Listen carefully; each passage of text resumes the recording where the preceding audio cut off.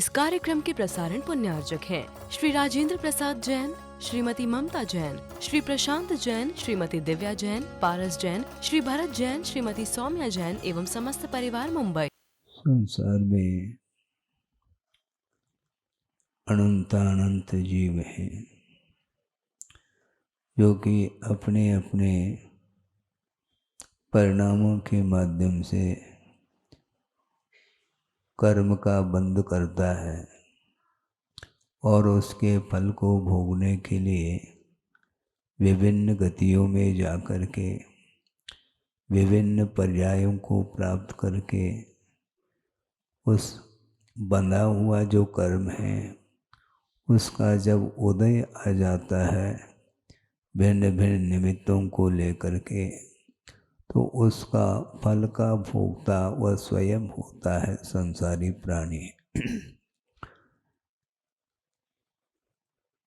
कर्मबंध करने वाला भी स्वयं ही है और उसके फल का भोक्ता भी वह स्वयं ही होता है।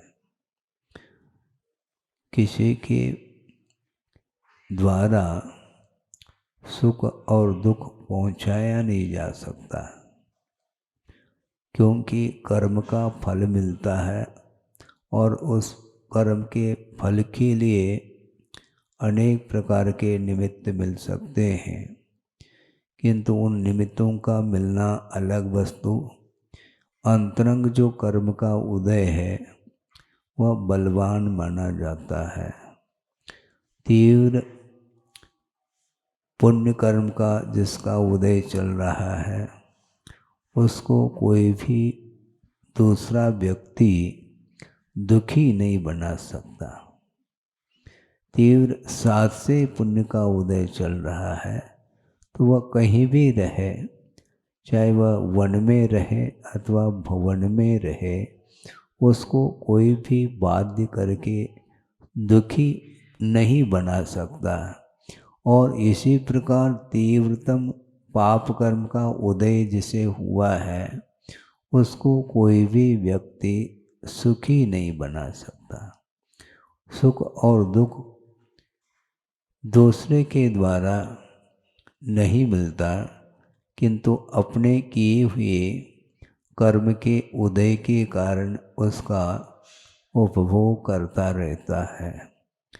इसलिए जो सम्यक दृष्टि होता है अथवा सम्यक दर्शन के साथ जिन्होंने संयम को अंगीकार किया है, चाहे अनुव्रत के रूप में हो अथवा महाव्रत के रूप में हो, उसके दृष्टि में कोई भी व्यक्ति न शत्रु है न मित्र है। शत्रु और मित्र की परिकल्पना वह अज्ञान का परिणाम माना जाता है। इसलिए प्रतिदिन स्वाध्याय आदि करके वह अपने परिणामों को संभालता रहता है और संभालने वाला असंयमी नहीं हो सकता। असंयमी कभी भी अपने परिणामों को संभाल नहीं पाता, इसलिए वह दूसरे के ऊपर टूट पड़ता है। दूसरा यदि मान लो आपके लिए सहयोग दे रहा है तो वह आपको मित्र के रूप में स्वीकार करता है, और आपके द्वारा उसके लिए कोई सहयोग नहीं मिल रहा है, प्रत्युत कोई बाधा उपस्थित हो रही है तो उसको वह शत्रु के रूप में स्वीकार करता है। जबकि शत्रु और मित्र वस्तुतः देखा जाए अपने आत्मगत जो पापमय परिणाम हैं वे ही शत्रु हैं, और जो रत्नत्रय आत्मक जो धर्म है वही हमारे लिए बंधु अथवा मित्र है। इस प्रकार आगमकारों ने कहा है। कहा तो है, पढ़ते हुए चले जा रहे हैं और कदम कदम पर एक दूसरे के निमित्त को लेकर के वह हर्ष और विषाद का अनुभव करता है। ये कब तक करता चला जाएगा, इसका इतिहास क्या है और आगे कब तक करेगा, इसके बारे में कुछ भी नहीं कहा जा सकता है। जो व्यक्ति संयम के साथ, आस्था के साथ, धर्म के प्रति समर्पण भाव के साथ कुछ सोचता है तो वह अपने लिए भी अच्छा सोच सकता है और दूसरे के लिए भी अच्छा भाव उसके अंदर आ सकता है। लेकिन ये पुरुषार्थ कौन करे? स्वयं पुरुषार्थ नहीं करता और मुझे अधिक अंक मिल जाए इस प्रकार वह छात्र सोचता है, उसका यह सोचना व्यर्थ चला जाएगा, क्योंकि चाहने से अंक नहीं मिलते। 365 दिन तक अध्ययन करना पड़ता है और जो टीचर होता है वह पढ़ाता है और छात्र पढ़ता रहता है, लेकिन परीक्षा के समय पर वह खरा उतरे तो अंक मिल सकते हैं। अंक देने वाला कोई नहीं होता, टीचर कभी भी अंक देता नहीं, किंतु श्रम करके वह छात्र अंक ले लेता है, क्योंकि उसके अंदर योग्यता आ जाती है। इसलिए सुन रहे हैं कि हाँ, बरगी नगर में पंचकल्याणक महोत्सव होने जा रहा है और उसके लिए सुना है मंगल के दिन पात्र चयन भी होना है, बताते हैं। और पात्र का चयन कोई दूसरा थोड़ी करता है, स्वयं ही चुन करके आता है। यदि पात्रता रखता है तो वह सामने आ जाता है। पता नहीं कितने लोग उसमें भाग लेंगे, उसमें अंक कौन अधिकतम लेकर के आता है वह हमारा विषय नहीं, उसके स्वयं का ही एकमात्र पवित्र भाव है। क्योंकि पद जो मिलते हैं पुण्य के संचय करने से ही पद मिलता है। असंख्य जीव हैं स्वर्ग में और यहीं से वो पहुँचे हैं पुण्य का अर्जन करके, किंतु देव पर्याय का मिलना अलग वस्तु, और उस देव पर्याय में भी बहुत सारे पात्र होते हैं। वहाँ पर सौधर्म इंद्र भी होता है, कुबेर भी होता है और बहुत सारे प्रतिइंद्र भी होते हैं, आदि आदि विभिन्न प्रकार के पद को दिए हुए वो देव होते हैं। वो आपस में विचार कर सकते हैं कि इनको ये पद कैसा मिला है, सौधर्म इंद्र ये बने हैं। तो अवधि ज्ञान के माध्यम से जानने में आता है कि अतीत का इतिहास क्या रहा होगा इनका। जिन्होंने रत्नत्रय की आराधना बड़े निरपेक्ष भाव के साथ रत्नत्रय की आराधना की है, और रत्नत्रय की आराधना करने वाले का उद्देश्य जो होता है वह किसी पर वस्तु को प्राप्त करने के उद्देश्य से वह आराधना नहीं करता, बल्कि धर्म की आराधना वह पाप कर्म के क्षय को उद्देश्य बना करके ही वह आराधना करता है। तब कहीं जाकर के बड़े बड़े उपसर्ग और परिचय सहन करता हुआ भी वह अपने मन को विचलित नहीं होने देता, उसका मन चलायमान नहीं हो सकता। आप पढ़ सकते हैं वर्तमान युग में पांडव 5 हुए, उन 5 पांडवों के ऊपर भयंकर उपसर्ग हुआ। उनके शरीर में तपे हुए लाल सुर्ख लोहे के कड़े पहनाए गए। इसके उपरांत भी आंख खोल करके उन्होंने नहीं देखा कि किसने मेरे ऊपर उपसर्ग किया है। उस समय बात समझ में आती है, क्योंकि प्रैक्टिकल पेपर बहुत कठिन होता है। अन्य थ्योरेटिकल जो पेपर हैं बहुत सारे लिख सकते हैं, क्योंकि एक बुद्धि का आयाम है उसमें, किंतु प्रैक्टिकल जो पेपर है उसमें बहुत कठिनाई जाती है। आत्मा भिन्न है, शरीर भिन्न है, इस प्रकार वर्णन आता है और आप पढ़ भी सकते हैं, किंतु पढ़ना अलग है और आत्मा और शरीर को भिन्न महसूस करना ये बड़े बड़े साधकों के लिए भी दुर्लभ है। हम हीन सहनन के धारी भले ही श्रमण बने हैं या अलग वस्तु, चार दीवार के बीच में बैठ करके चर्चा करना अलग विषय है, किंतु मैदान में आ जाओ कहते हैं आचार्य। साधना यदि करना चाहो, थोड़ी सी रिमझिम बारिश भी हो गई तो छाते की आवश्यकता पड़ रही है ना। और भयंकर उपसर्ग होने के उपरांत भी आंख खोल करके देख नहीं रहे कि मेरे ऊपर उपसर्ग कौन कर रहा है, क्योंकि आंख खोलने की इसलिए आवश्यकता नहीं पड़ती उन्हें, क्योंकि निरंतर उनकी दृष्टि अपने कर्मों की ओर जा रही है। हमने अतीत में कर्म किए हैं, किसी न किसी व्यक्ति विशेष के प्रति जो दुर्व्यवहार किया है, दुष्कृत्य किया है, पापमय परिणाम किए हैं, उसका परिणाम वर्तमान में निकल रहा है।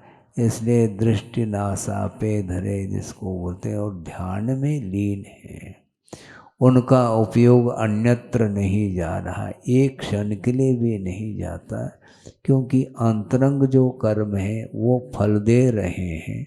वो फल क्या देते हैं? फलदान देने की शक्ति जो आई है वो अपने ही परिणामों के द्वारा उसमें आई है। इसलिए मेरा दोष है, दूसरे का कोई दोष नहीं है। मैं अपराधी हूँ, दूसरा कोई भी अपराधी नहीं हो सकता। इस प्रकार कौन सोच सकता है? प्रत्येक व्यक्ति की वश की बात नहीं। जिन्होंने संयम को अंगीकार किया है वही इस प्रकार सोचता है, और जिन्होंने भी संयम को अंगीकार किया है उन्हें इसी प्रकार सोचने के लिए कहा जा रहा है। पुण्य और पाप का संचय हम उसका कर्ता स्वयं ही है। समय समय पर वह हर्ष विषाद करता ही चला जाता है, करता ही चला जाता है। और करुणा के साथ गुरु कह रहे हैं, इसके उपरांत भी उनकी वाणी की ओर उसकी दृष्टि नहीं जाती और वह करता है। ऐसा क्यों होता है महाराज? होता कुछ नहीं है, किया है इसलिए हो रहा है। अब नियंत्रण रखना चाहिए। किया हुआ जो कर्म है वह फल देगा, किंतु उस कर्म के उदय में भी जो साम्य भाव रख करके आत्मा का चिंतन करता है अथवा कर्म का चिंतन करता है तो वह भविष्य उसका उज्जवल हो सकता है। आचार्य महाराज ने ये कहा कि देखो, अज्ञान दशा में जो कुछ किया है वो तो फल मिलेगा, इसमें कोई दो राय नहीं है, किंतु उस तीव्र पाप कर्म के उदय में भी पाप का ही बंध हो अनिवार्य नहीं। क्या कहा? पाप कर्म के उदय में ये अनिवार्य नहीं है कि वह पाप कर्म का ही बंध करें।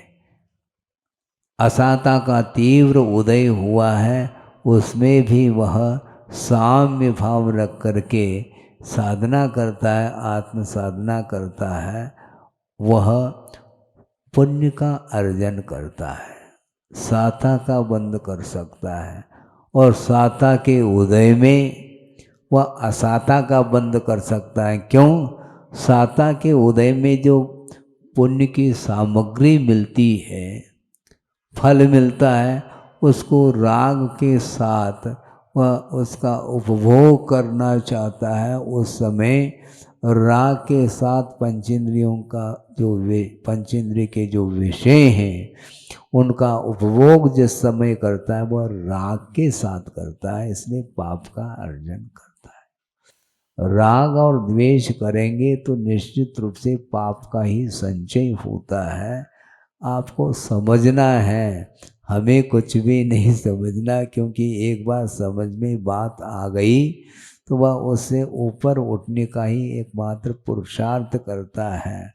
आप अपनी यथाशक्ति, यथा बल जिसको बोलते हैं, उसके अनुरूप आप राग और द्वेष को कम करने का पुरुषार्थ करिएगा, क्योंकि अनंत काल व्यतीत हुआ है और आगे कितना व्यतीत होगा इसके विषय में कोई भी नहीं जान सकते हैं।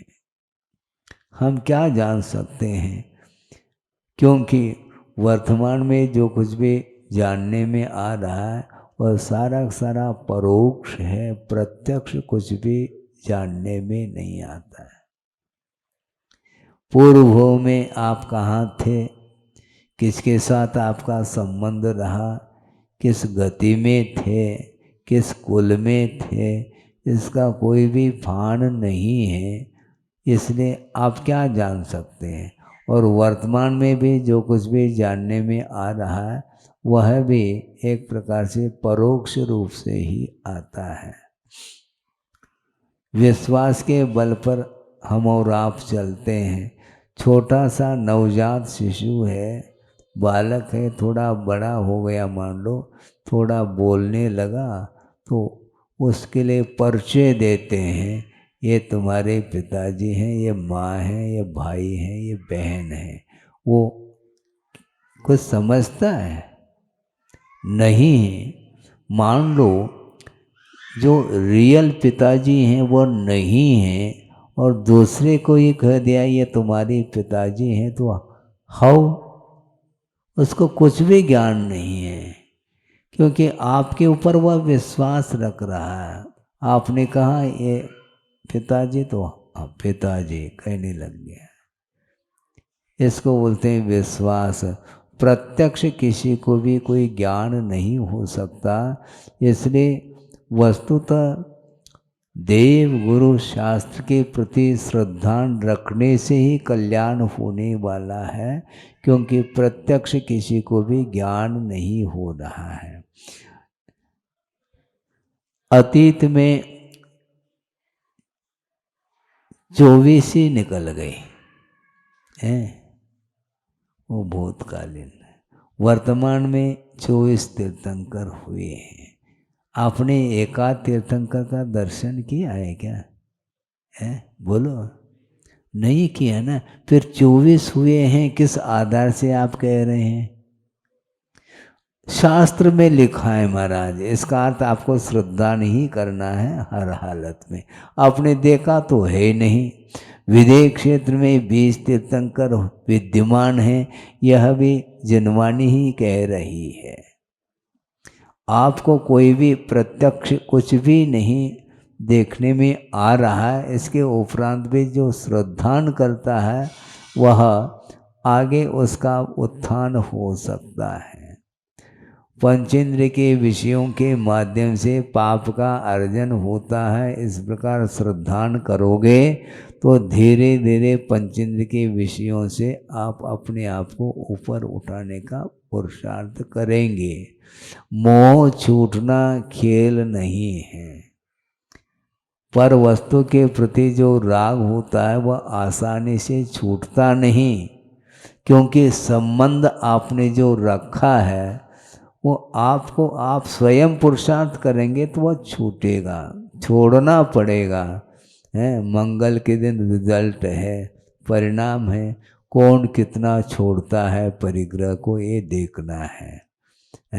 ये मेरा नहीं, ये पर है, मैं तो अकेला आत्म तत्व हूँ, ये कहना बहुत आसान है। ज्ञाता दृष्टा आत्म राम, ये कहना मैं मैं ज्ञानानंद स्वभावी हूँ, ये कहना बहुत आसान में, छाया में बैठे बैठे मैं ज्ञानानंद स्वभावी हूँ। फिर धन में आनंद नहीं आना चाहिए। जब धन में आनंद नहीं है, धनानंद मेरा स्वभाव नहीं है, तो आसानी से धन को भगवान के चरणों में चढ़ाओ, क्योंकि भगवान लेते ही नहीं। तुम पूरा पूरा जो है चढ़ा दो तो भी वो आँख खोल करके देखेंगे नहीं, क्योंकि उन्होंने छोड़ दिया है। वो छोड़ी हुई वस्तु को क्यों देखेंगे? किंतु संसारी प्राणी बटोरना चाहता है। एक चौवन्नी भी मिल जाए मान लो चौपात पर, वह छोड़ना नहीं चाहता है। वह झुक करके वह ले लेता है, क्योंकि उसके प्रति उसका राग बना हुआ है।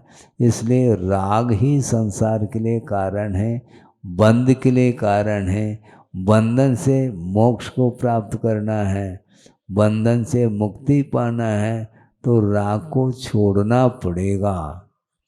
राग जो है ना चिपकता है वो। गोंद जानते हैं आप?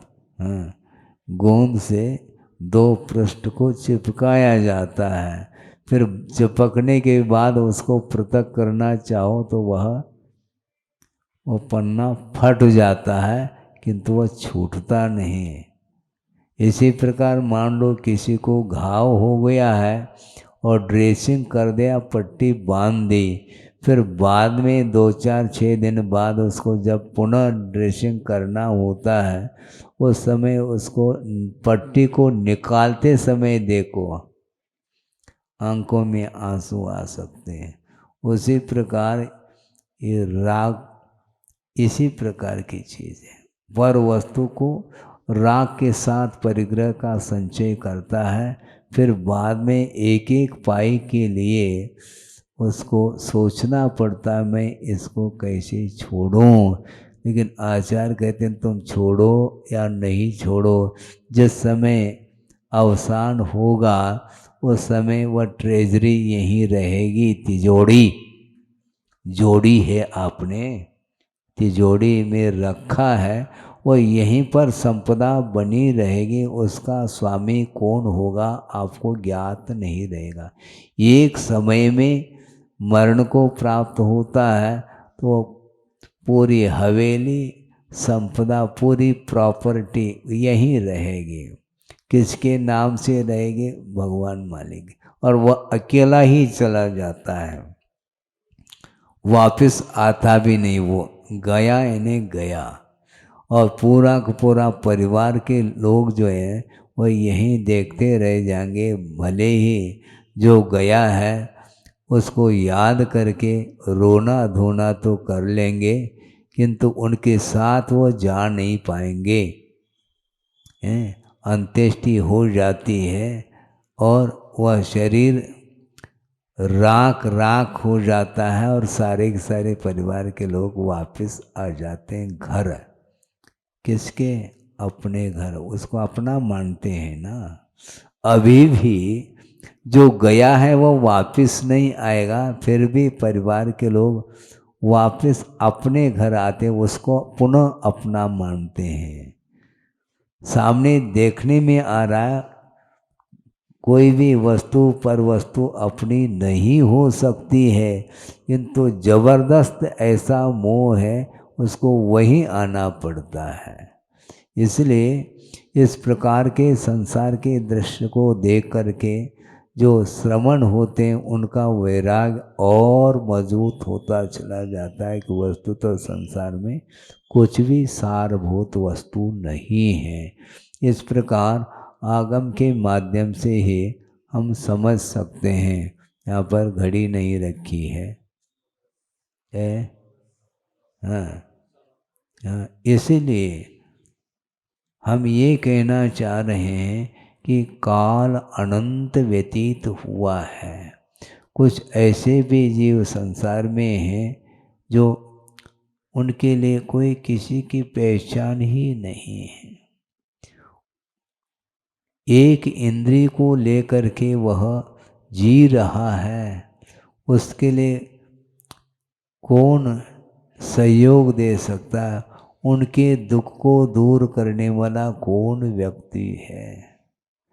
एक श्वास में 18 बार जन्म और मरण कर रहा है, अनंत दुख का वो अनुभव कर रहे हैं, संवेदन उन्हें हो रहा है। इसके बाद भी उसके दुख को दूर करने के लिए कोई सक्षम नहीं है। मात्र एक इंद्रिय के द्वारा जी रहा है। उसके पास रसना नहीं, वह स्वाद नहीं दे सकता। और आप स्वाद लेते रहते हैं, टेस्ट, उसको टेस्ट आता ही नहीं, क्योंकि रसनेंद्रिय है ही नहीं उसके पास, वह सूंघ नहीं सकता। बगीचे में रंग बिरंगे फूल खिले हैं और बहुत सुगंधी फैल रही हैं, और उस सुगंधी को आप सूंघ रहे हैं, किंतु उसके नसीब में नहीं वह सुगंधी फैल रही है, लेकिन वह स्वयं सूंघ ले। गुलाब का फूल है, उसका उसकी सुगंधी वह ले ले, स्वयं नहीं ले सकता, क्योंकि एक इंद्रिय है उसके पास, नासिका नहीं, न रसनेन्द्रिय है, न वह आँख है उसके पास। आप देख करके लट्टू हो रहे हैं, लेकिन उसके पास आँख नहीं, वो न किसी दृश्य को देख सकता है, न सूंघ सकता है, न स्वाद ले सकता है, केवल स्पर्शनेन्द्रिय जन्य दुख का अनुभव कर रहा है। सीधा जा कर के आप फूल तोड़ लेंगे और उसको अनंत दुख होगा, और आप सूंघ रहे हैं और आनंद का अनुभव कर रहे हैं।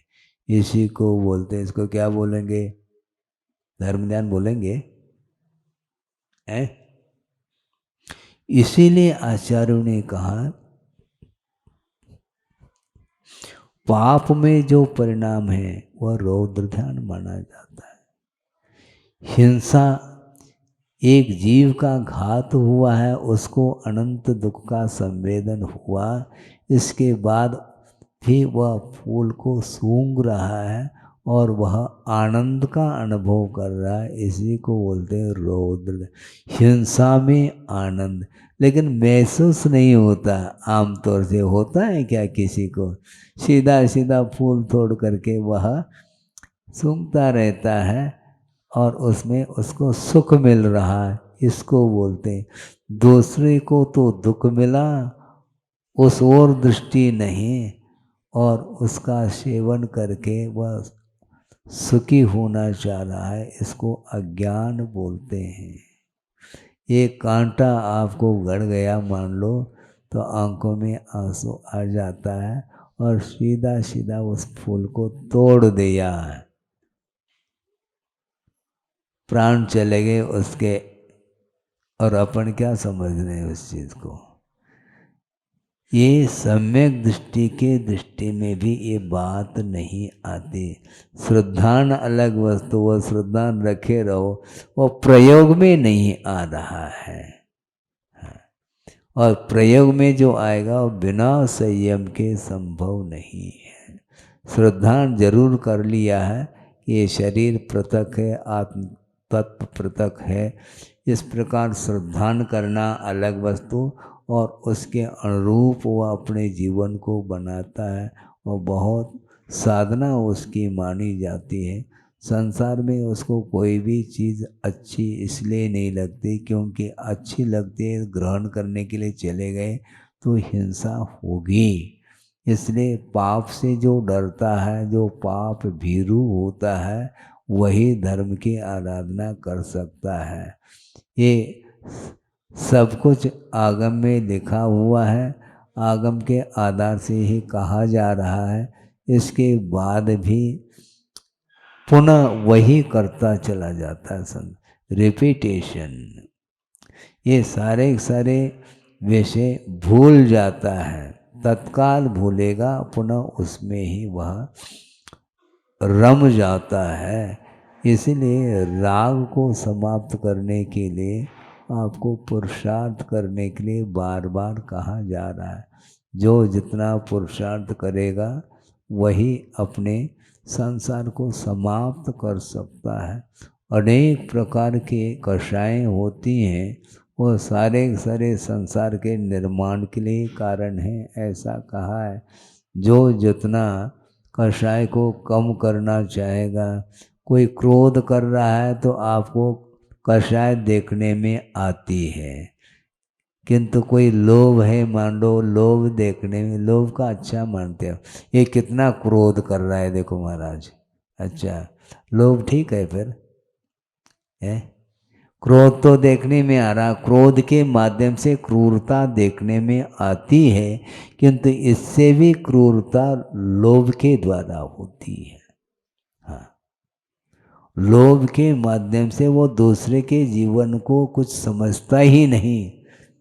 हाँ, और ये देखा जाता है भाई भाई के बीच में, पिता पुत्र के बीच में, ये सब चलता है किसके कारण? केवल पर वस्तु के कारण ऐसा होता है। मैं ही इस संपदा का स्वामी मैं ही बनूं, इसमें बंटवारा नहीं होनी चाहिए।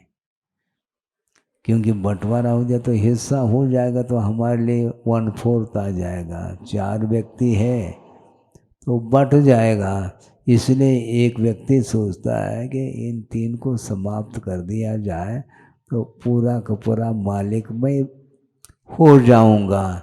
ये क्या है? ये लोभ, और लोभ के कारण ही हिंसा हो रही है।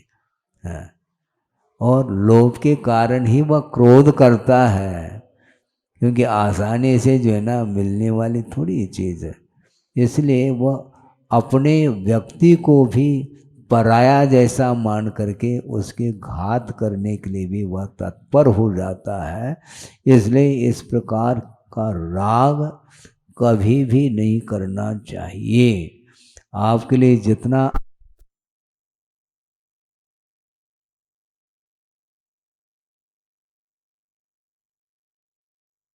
क्योंकि स्थानीय आप हैं, बरगी वाले कहीं जाने वाले थोड़ी हैं। और 2-4 लोग बाहर के दिख रहे हैं जबलपुर वाले, और तो उनके लिए तो 6-6.5 महीने मिल गए हैं।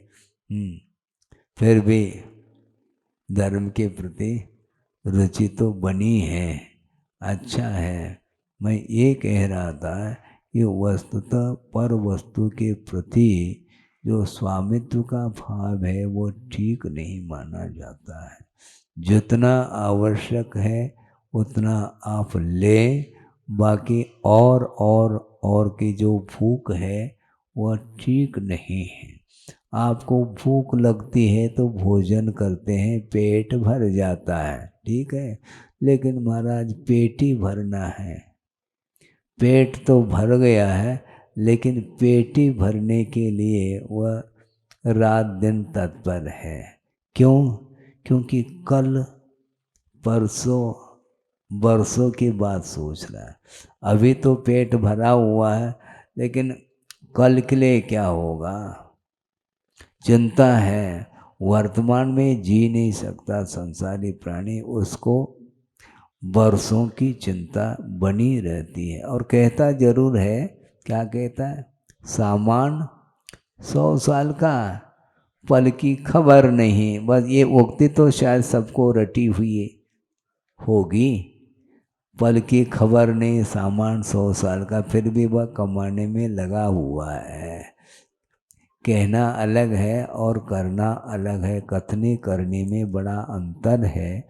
किंतु पापमय परिणामों के माध्यम से संसारी प्राणी का पतन होता है।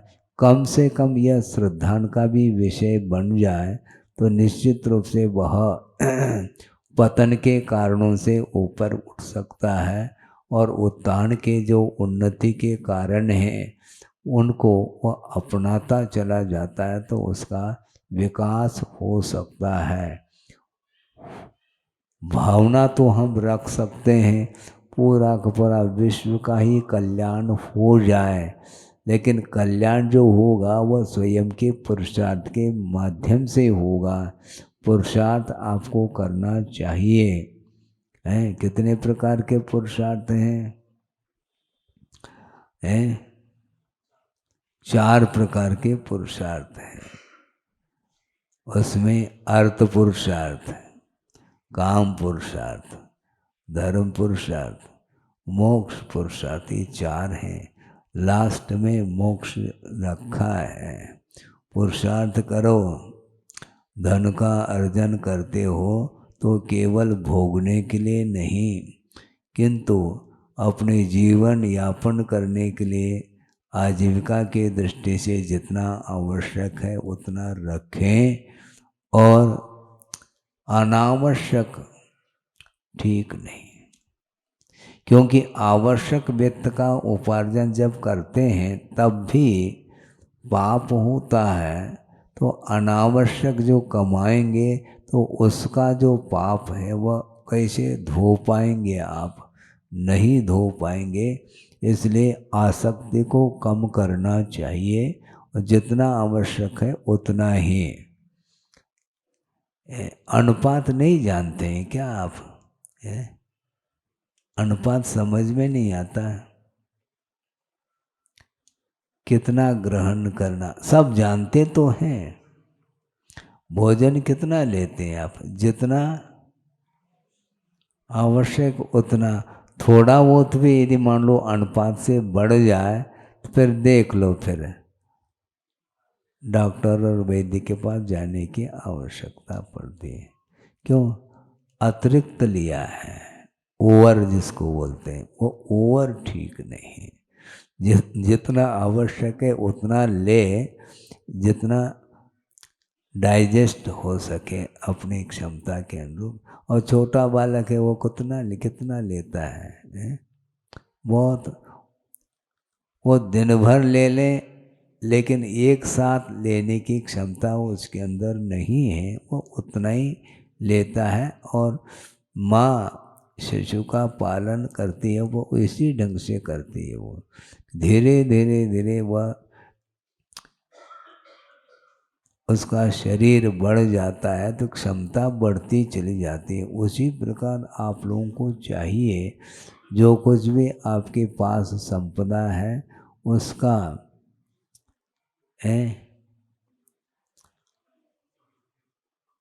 अधिकतम 1/4 अपने पास रखो और बाकी प्रभु के सामने चढ़ाओ।